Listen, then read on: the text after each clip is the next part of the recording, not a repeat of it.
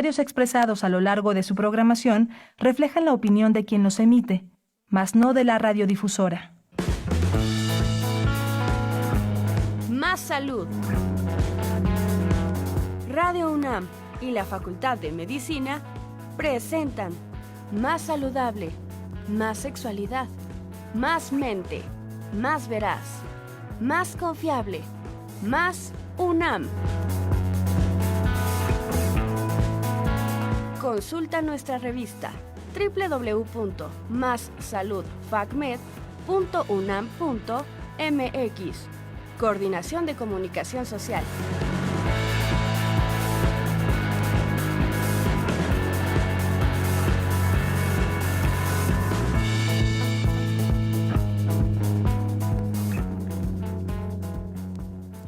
Muy buenas tardes a toda nuestra querida audiencia de Radio UNAM y de Facebook Live de la Facultad de Medicina. Les damos la bienvenida a su programa Más Salud en este jueves 14 de noviembre del 2019. Yo soy el doctor Sebastián García Saizó y tenemos preparado un programa muy interesante sobre un problema de salud que nos ha afectado a todos en algún momento de nuestra vida, que tenemos el riesgo de estar afectados en algún momento en nuestras trayectorias, tanto formativas como profesionales, y que tiene que ver justamente con el cómo podemos en algún momento sentirnos cansados o desmotivados con lo que hacemos, en lo que hacemos, y cómo esto va afectando justamente el cómo nos desempeñamos en nuestra cotidianidad y por supuesto con múltiples repercusiones en nuestras vidas. Recientemente, la Organización Mundial de la Salud incluyó en la clasificación internacional de enfermedades precisamente el síndrome de burnout como un factor que puede condicionar o propiciar un padecimiento. Y aunque podamos en un momento dado decir que esto no va a estar todavía disponible para hacer este diagnóstico hasta el 2022, abre precisamente la puerta a que podamos hacer mucha más conciencia de su existencia, investigarlo más a fondo y, por supuesto, tener más respuestas en cuanto a posibles tratamientos y cómo abordarlo en una forma integral desde los mismos entornos en donde nos desarrollamos en nuestra vida. Contamos hoy con un riquísimo programa justamente para hablar sobre el tema y destaco que estará con nosotros mi compañera Ingrid Vargas, que se enlaza con esta cabina precisamente para hablar sobre el tema. Como ustedes saben, Ingrid es médico especialista en psiquiatría y ella está actualmente en el área de psiquiatría y salud mental de nuestra Facultad de Medicina. Ingrid, ¿me escuchas? ¿Estás por aquí? Hola Sebastián, claro que sí, un gusto saludarte y un gusto saludar a toda la audiencia también, en esta ocasión de manera remota por cuestiones laborales, pero pues un saludo a todos.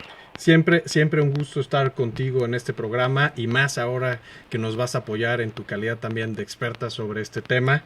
Así que muchas gracias por estar hoy con nosotros. Les recordamos a toda nuestra audiencia que pueden mandarnos sus comentarios, preguntas, saludos a través de Facebook Live, así también como por nuestros teléfonos en cabina. Se los recuerdo rápidamente en este momento, son el 55 39 89 89 con 2 líneas y el 800 505 26 88.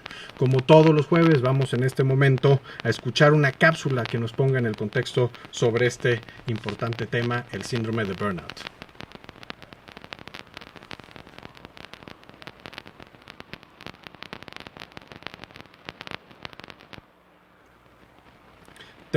Tenemos una dificultad técnica, me dicen de cabina.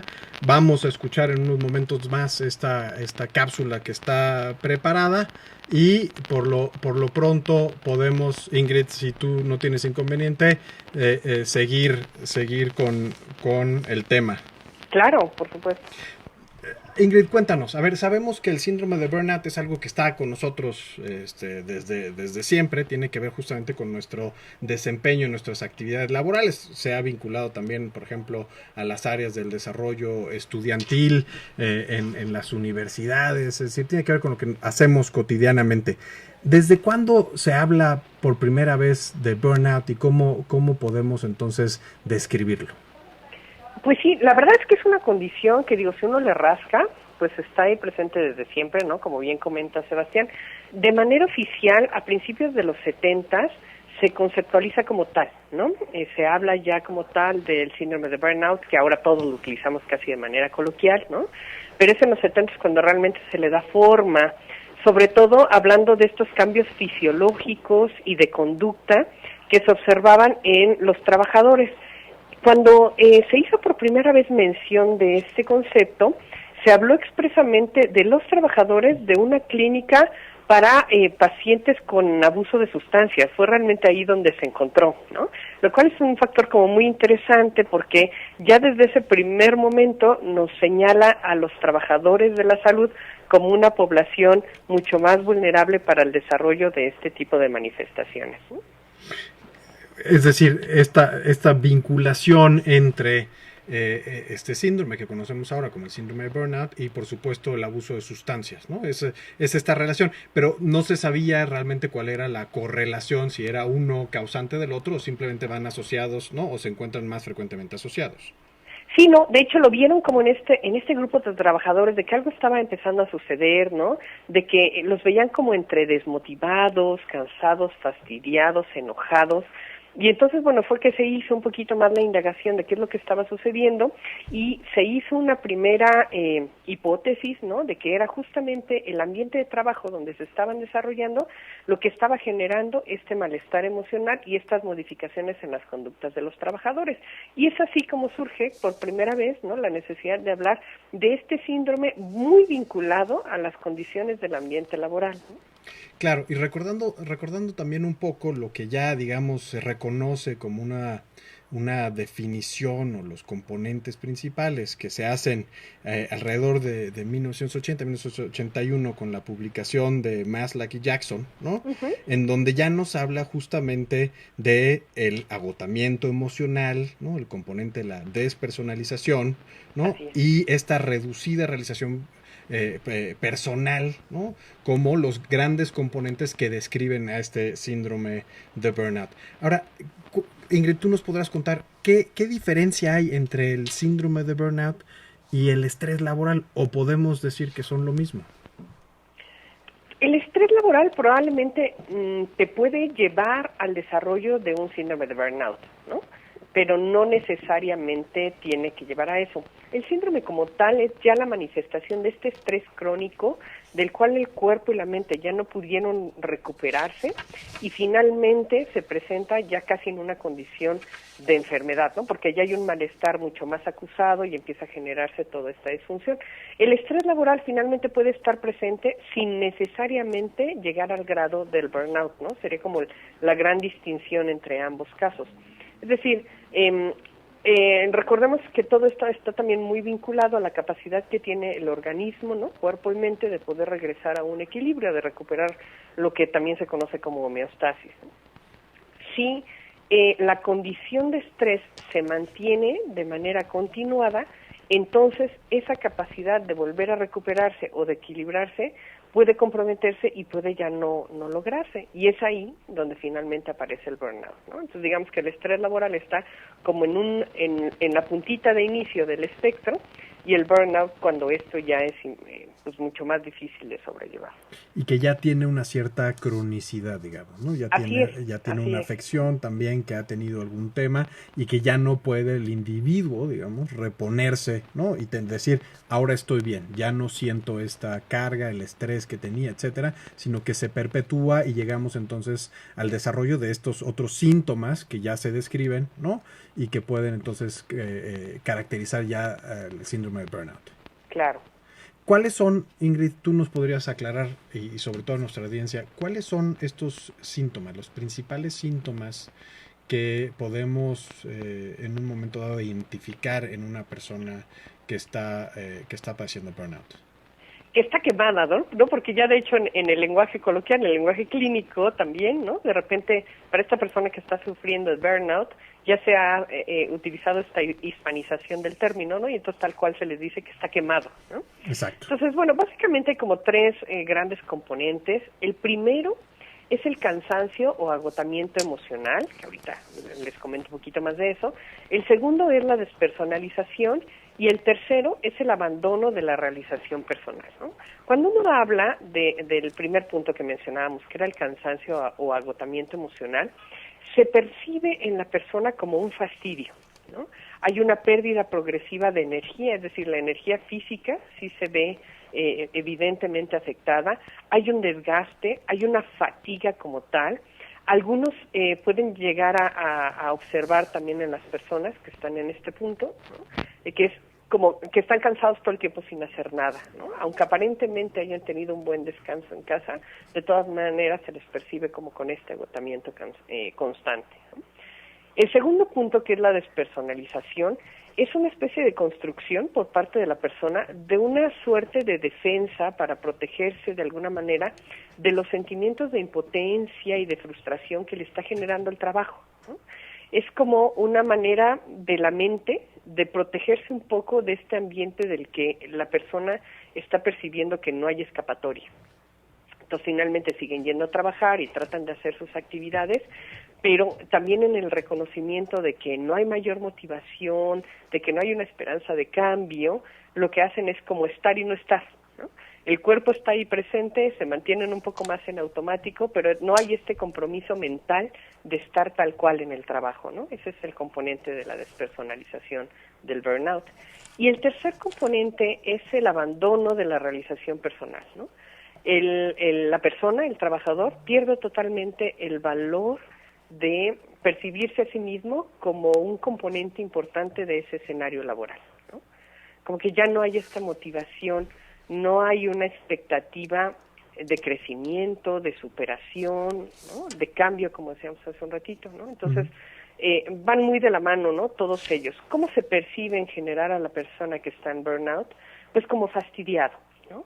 Con esta mezcla entre enojo, entre agotamiento, entre tristeza, como un desapego, ¿no? Totalmente. Entonces, como les decía yo ahorita, sí, claro, van a seguir yendo porque finalmente a lo mejor no hay de otra, ¿no? Algunas de estas personas se perciben también como, pues es lo único que tengo y lo necesito para vivir y aquí me mantengo.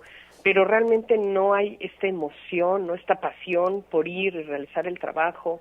Esa es la parte que ya se ha perdido por completo. Se vuelve algo rutinario y asociado principalmente a este cansancio, este agotamiento que presenta la persona. Claro, y hay de hecho por niveles, ¿no? Podríamos hablar incluso que hay como una gradación del síndrome de burnout, ¿no? Pensando en la forma más leve, por ejemplo, cuando la persona tiene quejas vagas, ¿no? A lo mejor dicen, pues me siento un poquito más cansado de lo habitual, o no logro recuperarme aunque venimos del fin de semana, ¿no? En las mañanas me cuesta mucho trabajo levantarme y venir a trabajar, pero me obligo y por aquí estoy, ¿no? Esa es como la escala leve. Después, esto se puede ir pues agravando un poquito más, pasamos al nivel moderado, donde a la persona ya se le percibe hasta un poquito como cínica, ¿no? Por ejemplo, cuando se le cuestiona, ¿y por qué faltaste ayer? Pues porque no quise venir, ¿no? En lugar de realmente dar una justificación real, ¿no? O ¿por qué no has hecho esta labor que te solicitamos? ¿O por qué no has cumplido en determinada responsabilidad? Pues porque no quiero, ¿no? Entonces se le percibe un poco como cínico, se le percibe también en algún momento aislado de los demás, ¿no? A lo mejor incluso hasta de cierta manera suspicaz y negativo frente a las diferentes propuestas que se dan en el trabajo. Si esto sigue avanzando, pues llegamos a un grado grave donde al individuo se le empieza ahora a notar enlentecido, como ausente, de repente mentalmente desvinculado de sus tareas. Puede que esté comenzando a abusar de sustancias, tanto de psicofármacos, por ejemplo, para dormir o para mantenerse más tranquilo, como de drogas, ¿no? Drogas recreativas como tal. Y finalmente, si esto continúa, pues llegaremos al grado extremo, donde ya hay un aislamiento muy marcado, puede haber un colapso emocional franco, puede incluso ya haber la presentación de un cuadro psiquiátrico bien establecido, por ejemplo, de depresión o de ansiedad, y por supuesto el riesgo mayor en este punto es la conducta suicida, que puede también llegar a presentarse. Ahora, eso es una pregunta y un tema importantísimo, ¿no? Aprovecho para comentar con nuestra audiencia que se encuentra también físicamente con nosotros el doctor Javier Mendoza Velázquez, ¿no? Que también nos acompaña en su calidad de experto en el programa, y con quien queremos también profundizar un poco de estos temas en relación a justamente esta relación entre cómo el síndrome de burnout se relaciona con el desarrollo, por ejemplo, de otros padecimientos psiquiátricos, ¿no? Depresión, señalaba Ingrid hace un instante, ¿no? Y cómo podemos en un momento dado, si es el caso, ¿no? Detectar a tiempo burnout y evitar justamente esta evolución hacia un trastorno depresivo o algún otro problema psiquiátrico. Aprovecho, Ingrid, si me lo permites, hacer una pausa en este momento simplemente para presentar al doctor Javier Mendoza Velázquez. Él es también psiquiatra, psiquiatra de enlace, ¿no? Él es coordinador nacional de la estrategia de capacitación en MHGAP, perdón. Él es maestro en ciencias de la Universidad Internacional de Dresden y maestro en administración pública. Hace investigación clínica con Harvard Medical University. Bienvenido, doctor. Muy buenos días, buenas tardes. Me da gusto también escuchar a Ingrid. Estábamos platicando hace unos minutos todavía. Sí, Ingrid ha estado con nosotros, nos ha estado en ese momento apoyando. Le agradezco también muchísimo a Ingrid y continuamos. Sé que Ingrid tiene también una agenda muy complicada ahorita en la facultad, ¿no? Le agradezco muchísimo y si me lo permite, doctor, continuamos. Sí, sin ningún problema.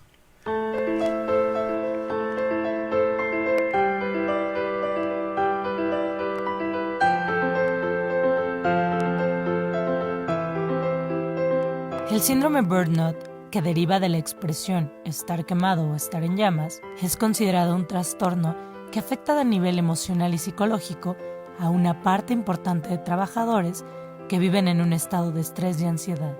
El síndrome burnout se circunscribe al entorno laboral y se destacan 3 síntomas: agotamiento extremo, sentimientos de negativismo cínicos o distanciamiento del trabajo e importante disminución de la eficacia laboral. Fuente: OMS, Organización Mundial de la Salud.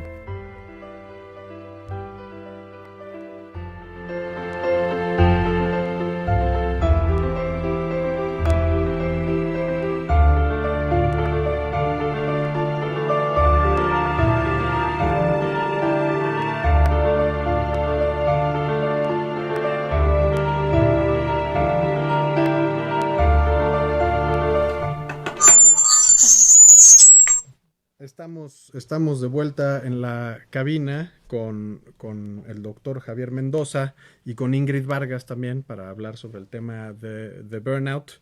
Estábamos justamente hablando de esta escala y cómo va progresando, ¿no? el síndrome de burnout.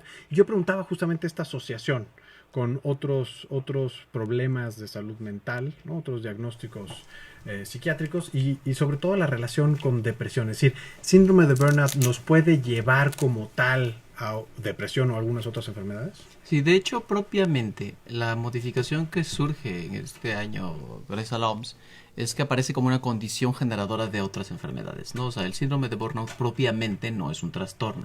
Para la clasificación internacional de enfermedades, para la nueva clasificación, la CIE-11. La que va a entrar más la que entra hacia el 2021, ¿no? Sí, la que se acaba de lanzar y entra en su efectividad en 2022. O sea, aparece como una condición. Es una condición que facilita la aparición de otras enfermedades. Estadísticamente, la enfermedad más frecuente relacionada a esto es la depresión, pero no es la única. El alto índice de consumo de sustancias, la frecuencia y la normalización de esto dentro de los niveles profesionales también es una situación muy amplia.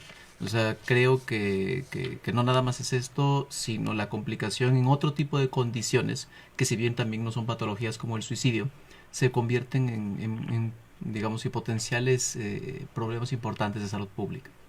Ok, ¿Y cuáles son, a ver, si hablamos entonces burnout como un factor para el desarrollo de otras patologías, ¿cuáles son entonces los factores que en un momento dado pueden generar al burnout, a este síndrome de burnout?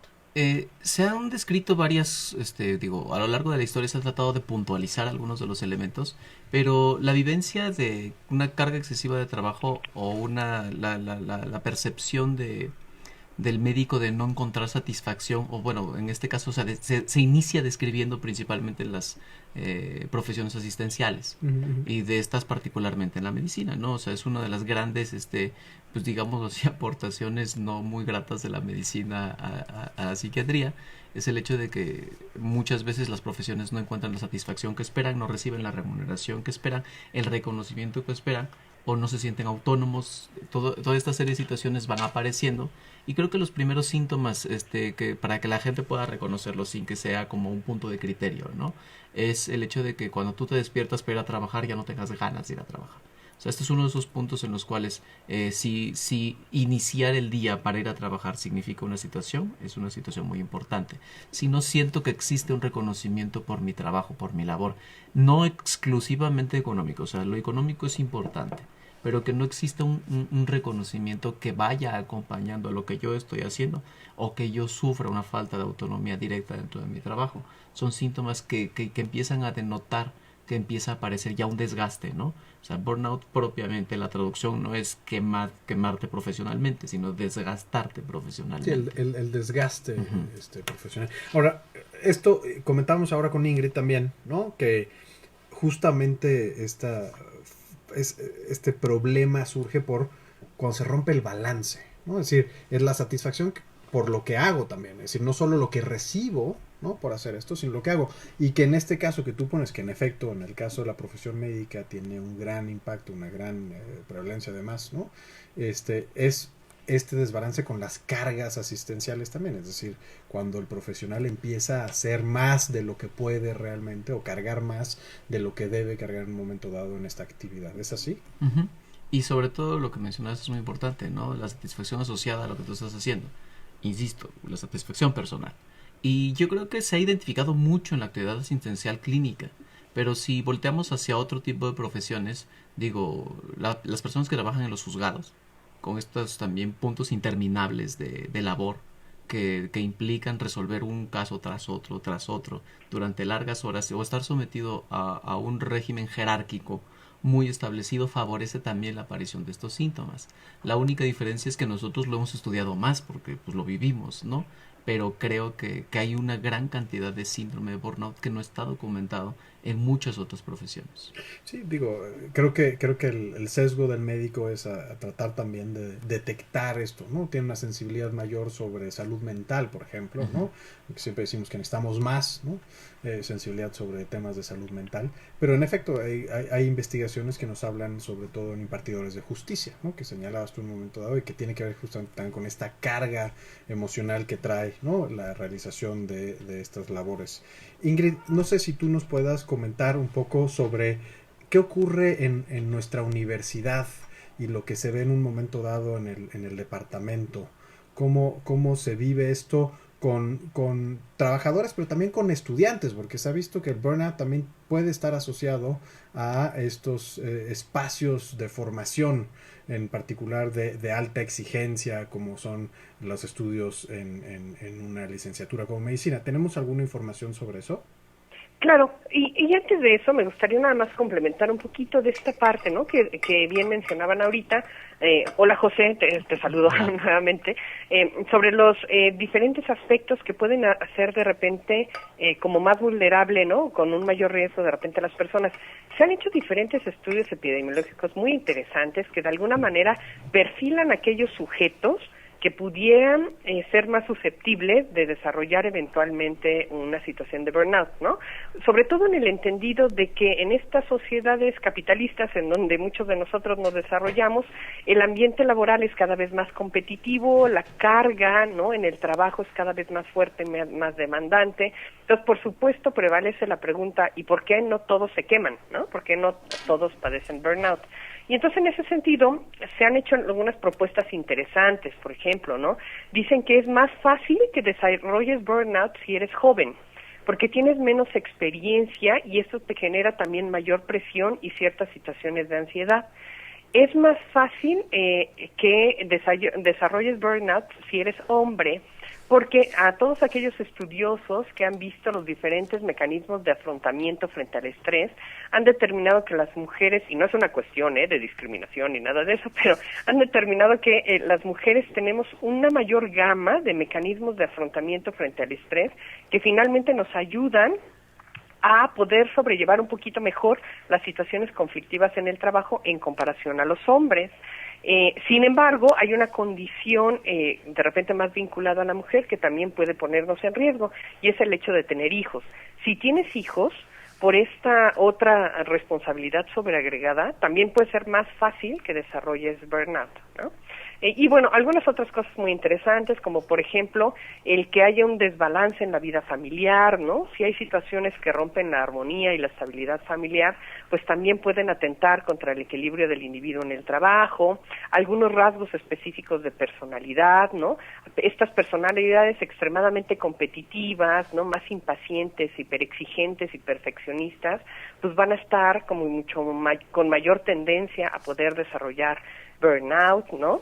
Y bueno, cosas así, y de hecho algunos se han atrevido a hacer una especie de modelo predictivo que dice entonces que algo que te puede prender un poco la alerta de que puedes llegar a desarrollar burnout es, si eres joven, tienes hijos, trabajas más de 60 horas a la semana y tienes un turno altamente demandante que no te deje descansar, ¿no? Algunos de estos trabajos en donde aunque te vayas a la casa, finalmente no se apague el trabajo ahí, ¿no? Entonces, este tipo de condiciones de repente nos pueden llevar a pensar quiénes son los que pueden o no desarrollar esta condición de la que ahora estamos platicando.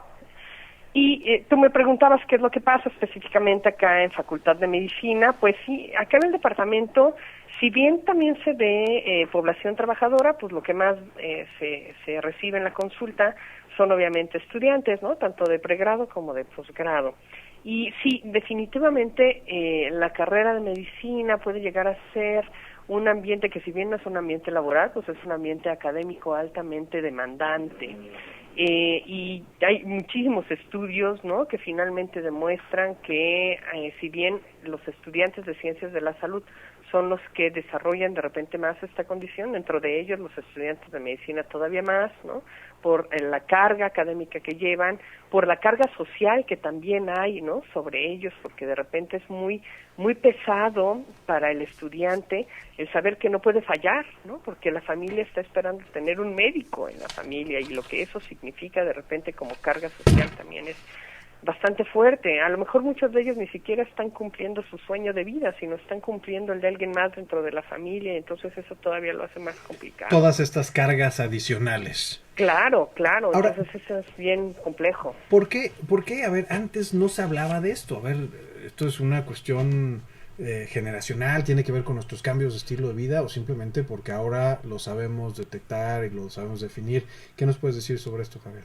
Es el aumento de la frecuencia. Lo que decía Ingrid tiene mucha validez en el hecho de que cada día estamos en una sociedad que es competitivamente más importante, y no nada más dependes de que hagas algo, sino de que lo hagas bien y que los resultados se vean, y que bueno, no sé, se ha vuelto muy importante en todas esas áreas de evaluación de la parte ocupacional, la satisfacción de la persona que está del otro lado, ¿no? Entonces creo que uno de los principales puntos que han hecho tan evidente es esto, ¿no? O sea, los sistemas se están sobrecargando, de manera particular los sistemas asistenciales, y hace que se identifiquen un poco más estas cosas. También hay otro punto que creo que ha sido muy importante, y quizás esto muy dentro del área de la psiquiatría de enlace, es el hecho de que estas enfermedades que parecen nunca curarse, ¿no? O sea, las personas que están sometidas a un régimen ocupacional intenso, que no logran identificar los puntos, digamos, los psicológicos, psiquiátricos del síndrome de burnout, aparecen como enfermedades que no se quitan a lo largo del tiempo, ¿no?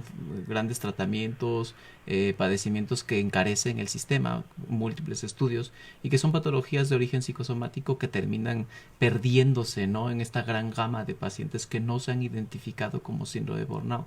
Tenemos muy particularmente en algunos sistemas de salud, particularmente los sistemas de salud que se encargan de atender a las personas al servicio del Estado, una gran cantidad de estas patologías psicosomáticas crónicas, ¿no?, que usualmente no son evaluadas psiquiátricamente, y que creo que también dentro del modelo médico ha sido todavía con el tiempo cada vez más importante entender la parte, pues, psicológica y emocional de la persona como objeto, ¿no? Del estudio médico. Entonces creo que el incorporar la parte psicológica dentro del estudio médico ha hecho que le pongamos un poco más importancia a esto. Y la otra, ¿no? Que las condiciones psicológicas y psiquiátricas asociadas a la enfermedad pueden empeorar los pronósticos y potenciar en general el gasto, ¿no? Del Estado en el terreno asistencial. Entonces, a través de estudiar todas estas cosas a nivel internacional, porque esto no es una inquietud que ocurre solo en países de bajos ingresos, esto ocurre en todos, ¿no? Entonces, ha sido un problema de salud pública a nivel mundial que ha incrementado, ¿no? Este punto en el cual no lo podemos llamar depresión. Parece un poco en algunos síntomas de depresión, pero no, porque se engloba exclusivamente en el ámbito laboral. Y el resto de tus áreas, aun cuando están afectadas, no están disfuncionales, ¿no? Entonces, donde está generando esa disfunción, cada día se volvió una situación más, digamos así, importante y más prevalente, que hizo que no pudiéramos dejar de verlo. Que esto es un enfoque importantísimo, es decir, el médico que no tiene a la vista justamente toda esta esfera psicológica, emocional, digamos, de la persona, y que pierde entonces de vista que muchos de estos problemas físicos descritos por el paciente pueden tener una relación, y en particular esto con los entornos laborales o de desempeño, digamos, laboral. Sí. Claro, y bueno, ahí quiero señalar que también hay toda una parte, ¿no?, del estudio de este fenómeno que también aporta una crítica interesante, ¿no? Si bien ahorita es como estar levantando mucho la voz y tratar de visibilizarlo para poder darle atención, también existen algunos argumentos en contra de enfatizar esta parte del burnout, ¿no? Porque hay quienes creen que es bastante peligroso sobreinterpretar el agotamiento laboral como una anomalía, porque se dice que entonces, al existir una sobrecarga laboral, pues un poco lo anómalo sería no sentirse así, ¿no? Un poco lo que comentábamos hace un ratito. Si finalmente el ritmo laboral y las exigencias de la sociedad y dentro del trabajo son cada vez hacia más, entonces sería raro no sentir ese cansancio. Y toda esta línea de crítica alrededor de la concepción del burnout, ¿no?, argumentan también que existe una cierta normalización de la precariedad, ¿no? Y aunque el diagnóstico en sí o la ubicación de la condición pudiera traer algunos beneficios, como por ejemplo la apuesta a mejores laborales, también de repente pudiera haber el riesgo de acarrear la medicalización de la gestión del estrés, y que bueno, esto finalmente va a acabar responsabilizando al trabajador y a su actitud, cuando realmente lo que se necesita es reclamar mejores derechos laborales, ¿no? Y particularmente creo que como se ha vuelto importante hacia la política pública actualmente, la importancia del manejo del estrés dentro de las instituciones, pues ya no es una opción, ya es una obligación, ¿no? O sea, las empresas actualmente, y particularmente las instituciones, deben estar vigilando no el hecho de que no trabajes y que disfunciones por trabajar, sino la carga de estrés a la que está sometida el personal. Lo que dice Ingrid tiene mucha razón. No podemos patologizar una respuesta normal. Si estás sobrecargado, debes sentirte sobrecargado. Y de hecho, quizás, en otros países, hacia donde se ha orientado las intervenciones, tiene que ver no a que aguantes más el trabajo, sino que controles mejor tu estrés, a que identifiques las áreas en las que te estás sobrecargando, a que tengas herramientas para tu vida, y que recuperes esto que creo que es una situación que la verdadera carga de enfermedad significa el que necesita estar ocupado todo el tiempo, ¿no? O sea, la situación tendría que ser que distribuyas adecuadamente cómo vas a analizar tu vida para que, insisto, no signifique que ahora te puedas sobrecargar más porque aguantas más. O sea, no vamos, como decía Ingrid, a medicalizar la gestión del estrés del trabajador, sino vamos a ayudar al trabajador a que tome mejores decisiones para mejorar su vida. Que esto tiene que ver con... Hay que tener mucho cuidado, ¿no? Esto tiene que ver justamente también con el surgimiento de esta nueva norma oficial mexicana, la 035, ¿no?, que está enfocada justamente a regular estos entornos laborales y las cargas que generan esto en los trabajadores. Si me permiten, Ingrid, voy rapidísimo a redes sociales para tener un poco de interacción. Santiago Valencia nos pregunta: ¿qué tan frecuente es sentirse desmotivado por injusticias laborales? Aquí, bueno, pues depende, yo creo que a qué se refiere con injusticias laborales, pero pues si es realmente algo que es injusto, pues es perfectamente normal sentirse frecuentemente desmotivado, en mi opinión. Beatriz Serrano González, ¿Qué hay del equilibrio con la sobrecarga laboral, la falta de incentivos dentro del ambiente laboral y la satisfacción personal? Javier, ¿quieres comentar? Es justamente Sí. lo que hemos estado elaborando. Creo que propiamente exactamente eso es a lo que nos estamos dedicando, ¿no? O sea, este tema, lo que mencionaba, creo que nada más quisiera decir algo, ¿no? ¿Qué tan normal es sentirse desmotivado por injusticias laborales? No debería ser normal. Sí puede ser frecuente, o sea, no podemos normalizar que existan injusticias laborales. Al final del día, sí tenemos que situar cada una en esta situación, pero cuando el trabajador lo percibe como una injusticia laboral, lo traducimos a síntomas clínicos y principalmente es eso, ¿no? El no estoy encontrando la satisfacción dentro de lo que hago. Y esta otra situación del equilibrio, ¿no? O sea, es cierto que de repente tienes un trabajo que te devuelve muchas satisfacciones y te devuelve tantas satisfacciones que quieres entregar más y más y más. Y esta situación, pues bueno, creo que a veces hasta uno ni se da cuenta cuando está trabajando de más en algo que le gusta mucho. Pero también creo que un análisis crítico, ¿no? La situación laboral debería corresponder igualmente a su satisfacción en otras áreas de tu vida. O sea, existe la satisfacción laboral como uno de tus objetivos de vida, pero no puede ser la única. Debe haber también este correcto equilibrio no solo en la satisfacción con lo que haces y con lo que obtienes de lo que haces, sino también con lo que eso te permite obtener en otros beneficios en otras áreas de tu vida. En la esfera completa. En la esfera, ¿no? sí. Ok. Alejandro Pacheco nos saluda y nos pregunta sobre los instrumentos que existen para poder medir o detectar y también sobre qué medidas se pueden tomar ante el síndrome de burnout una vez detectado en el personal. Pues yo creo que la escala más conocida es la de Maslach. Maslach, que ¿no? Justamente ya mencionaban hace un ratito, Sí. ¿no? La escala Maslach de burnout, que son 22 enunciados más o menos y cuestionamientos sobre los sentimientos y pensamientos con relación a la interacción en el trabajo. Y esa probablemente es la que encontramos en la mayor parte de los diferentes estudios, pero hay otro como el inventario de burnout de Copenhague, el de Oldenburg y el cuestionario para la evaluación del síndrome de quemarse o de burnout en el trabajo, que es una escala española. De hecho, que a diferencia del resto de los inventarios, incluye un término que ellos llaman la ilusión, ¿no? Que es la desilusión progresiva, la pérdida de sentido del trabajo y de las expectativas. Eso lo hace un instrumento particularmente interesante. Sí, y también creo que esto que menciona Ingrid en esta escala, en la escala española de la evaluación del síndrome de quemarse en el trabajo, también lo podemos traducir en el hecho de la expectativa. O sea, ilusión es un término particular, ¿no? Pero creo que expectativa es una de las situaciones que más vemos caer en la persona que está laborando y va perdiendo estas expectativas que va depositando originalmente en su trabajo. Particularmente lo vemos en las áreas asistenciales, ¿no? Cuando tú entras con una alta expectativa de lo que vas haciendo. Si esta situación se midiera de manera constante, con herramientas sencillas como la que está mencionando Ingrid, ¿no? O sea, el Maslach, pues desde 78, Maslach empieza a describir todo esto, pues surge como el principal instrumento para evaluar el síndrome de desgaste ocupacional.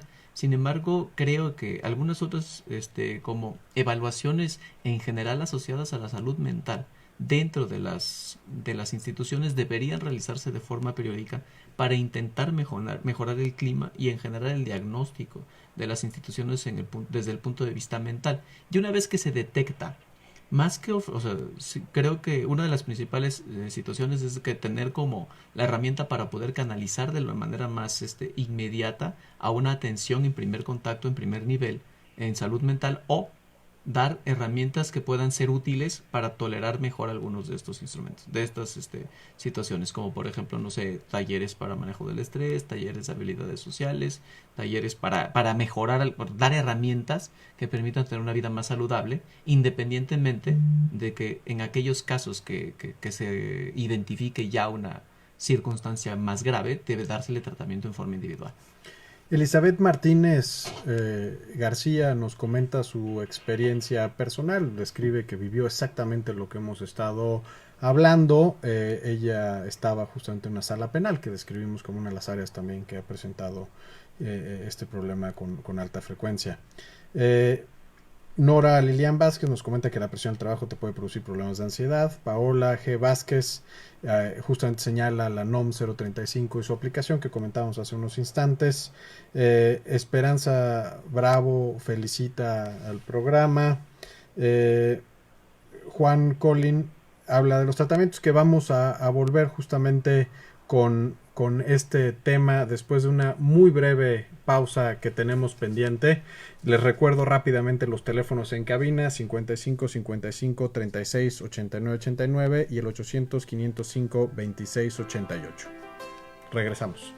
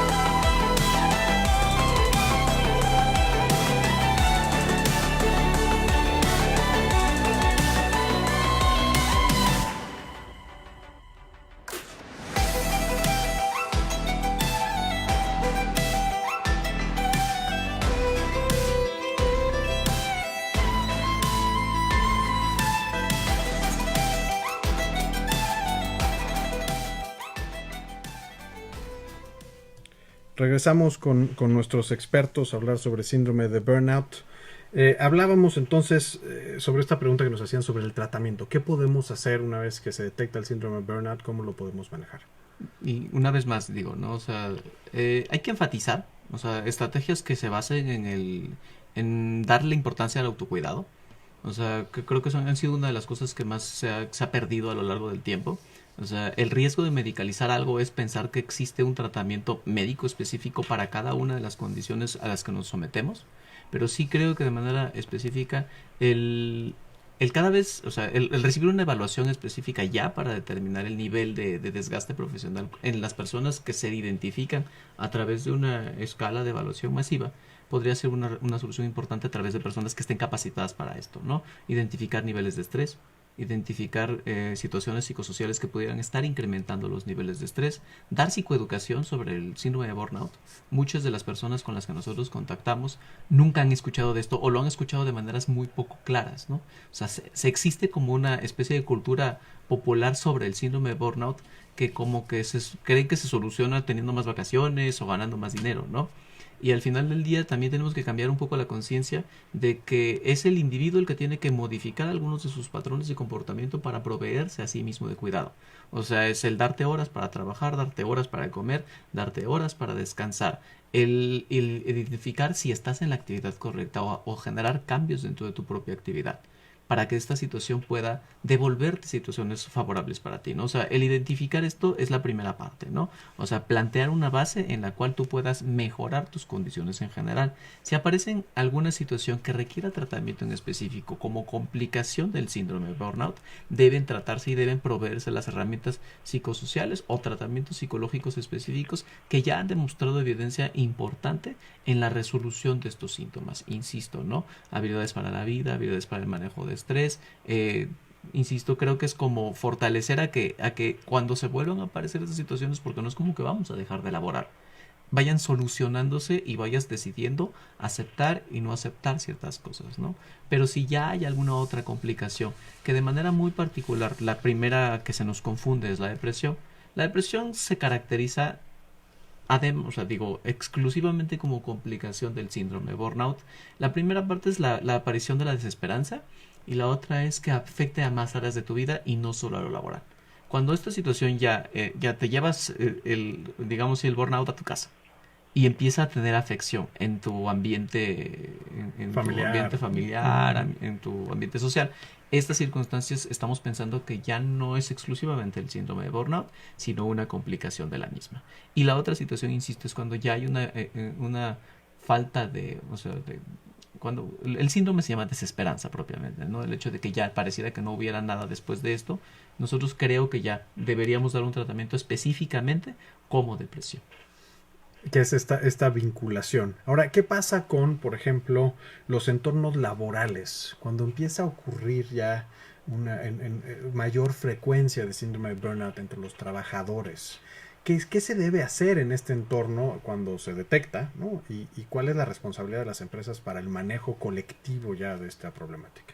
De hecho, yo creo que se podría hablar, ¿no?, tanto de prevención como de tratamiento del síndrome de burnout desde una triple perspectiva, por ejemplo, ¿no?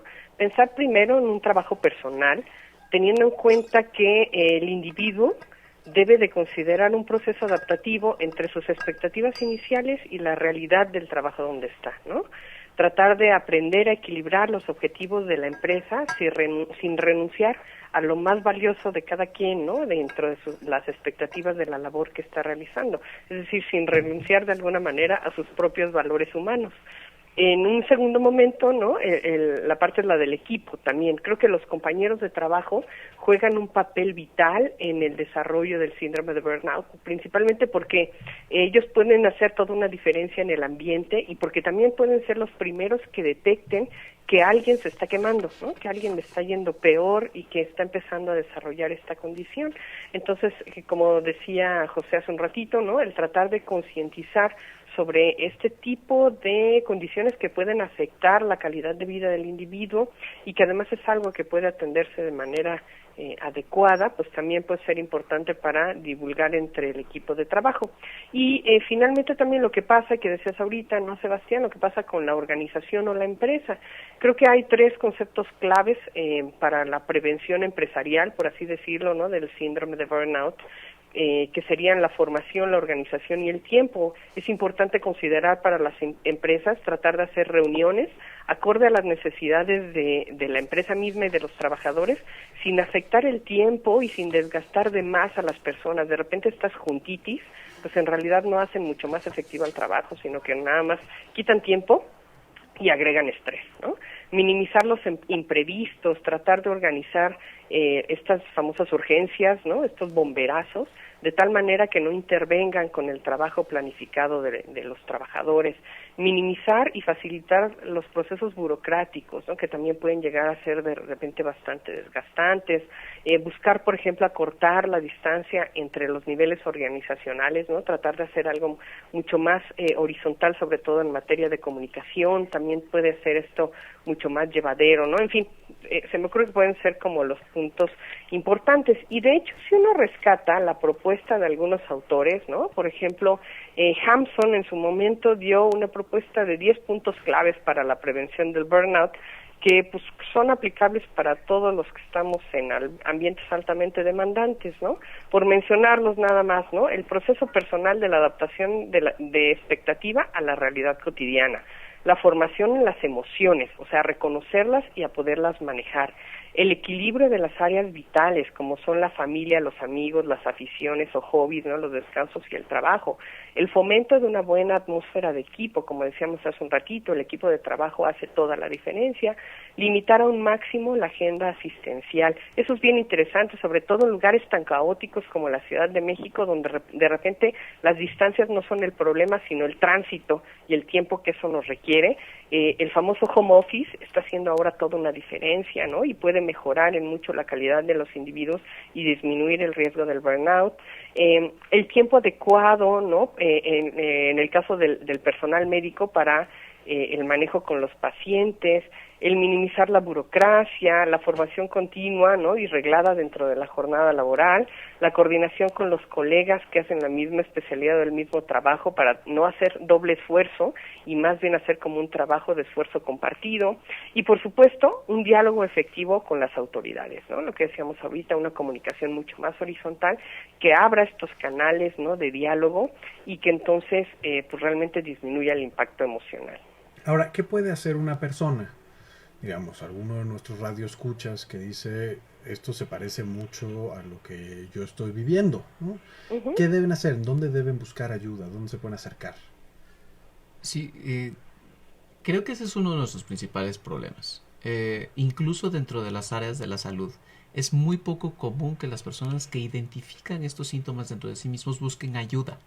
O sea, como que no hay una normalización del hecho de que el padecer alguna de estas circunstancias implica que puedes solicitar ayuda. Y de hecho es un poco estigmatizado todavía reconocer que padezcas alguno de estos síndromes. Dentro de los ambientes laborales particularmente jerárquicos, el sacrificio está romantizado. O sea, hay una necesidad de sacrificarte y si te sacrificas y te pones la playera, está bien. O sea, tienes horario de entrada, pero no tienes horario de salida. Este tipo de frases las hemos escuchado a lo largo de nuestra vida y ha sido una de las cosas que hemos aceptado como ciertas.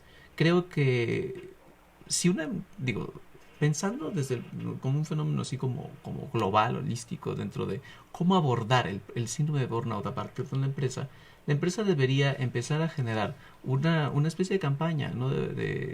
Basada en la promoción universal, en la prevención universal, que empiece en la promoción independientemente de los casos que encuentre.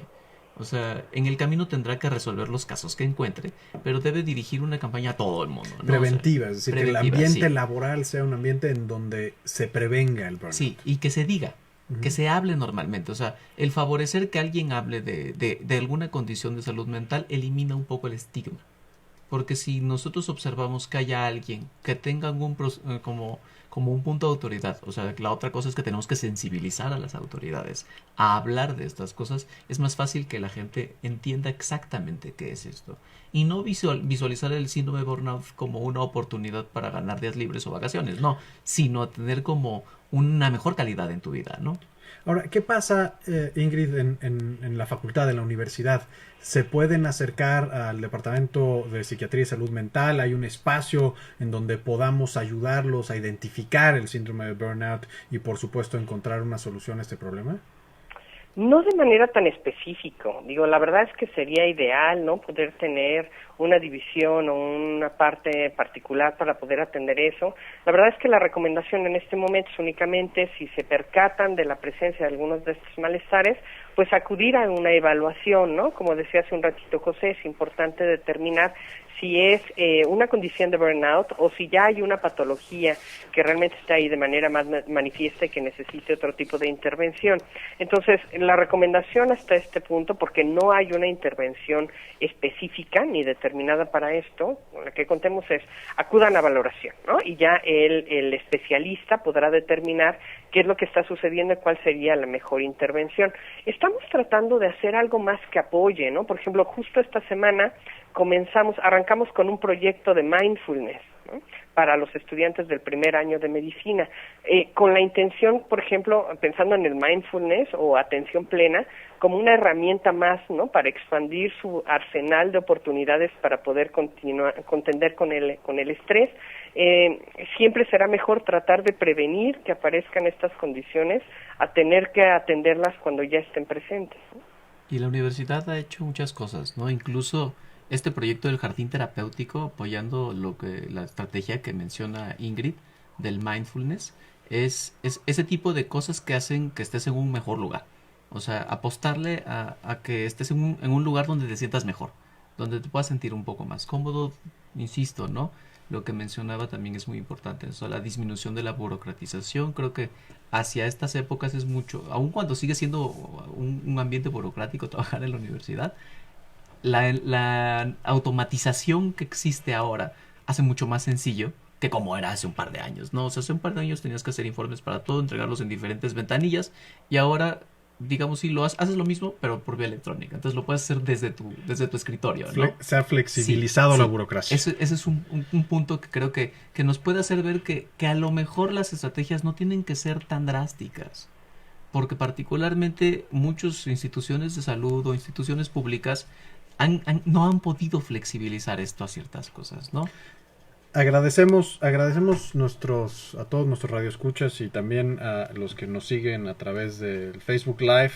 Leonardo Rosso Yepes, te mandamos saludos hasta Colombia también. Ángels Galicia nos contacta sobre herramientas.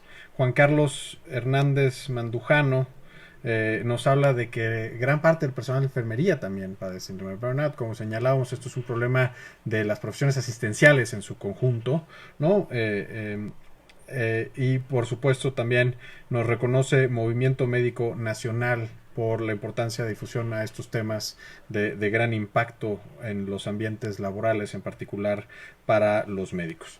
Hemos llegado con esto al final de nuestro programa. Agradecemos la participación de nuestros dos especialistas el día de hoy, en particular al doctor José Javier Mendoza Velázquez y por supuesto a Ingrid Vargas Goicoechea, que hoy estuvo en su calidad de experta y le agradecemos muchísimo.